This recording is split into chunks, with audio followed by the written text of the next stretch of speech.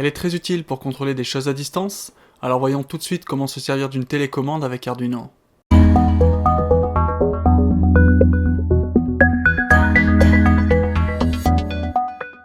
Le principe de fonctionnement d'une télécommande infrarouge est très simple. Lorsque vous appuyez sur chacun des boutons, une information est codée en binaire suivant un protocole. Ensuite, un circuit électronique à l'intérieur de la télécommande va se charger de moduler cette information binaire pour transmettre des ondes sous forme d'impulsions. On utilise pour cela une LED infrarouge, qui est une LED comme une autre, sauf que l'œil humain ne peut pas visualiser la lumière émise. Par contre, un récepteur infrarouge peut la voir. Il va faire même un peu plus qu'observer cette lumière. Il va tout d'abord la transformer en un signal électrique, puis amplifier le signal, le filtrer et le numériser pour restituer l'information binaire qui avait été codée par la télécommande. Tout ceci est ce qu'on appelle une chaîne d'acquisition et de restitution du signal. Alors maintenant, je vous propose de passer à la pratique avec un câblage très simple comprenant seulement un récepteur infrarouge.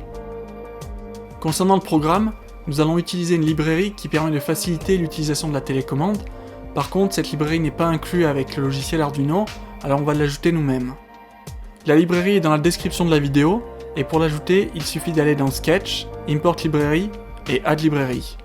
On sélectionne le dossier correspondant à notre librairie et on clique sur Open. Une fois que c'est fait, on peut passer au code. On déclare d'abord la broche où est connecté le récepteur infrarouge. On déclare ensuite l'utilisation d'un module infrarouge, puis une variable de type decodeResult qui stockera le message reçu par le récepteur. Pour l'initialisation, nous allons utiliser deux commandes. La première consiste à activer le module infrarouge, et la deuxième, qui n'est pas obligatoire, consiste à activer le clignotement d'une LED lors de la réception des données.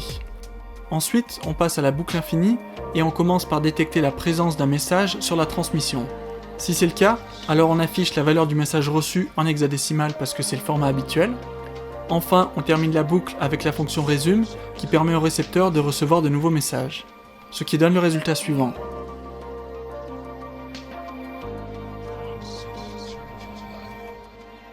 Si vous le souhaitez, vous pouvez maintenant établir la correspondance entre un bouton et le message reçu grâce à des fonctions if comme ceci.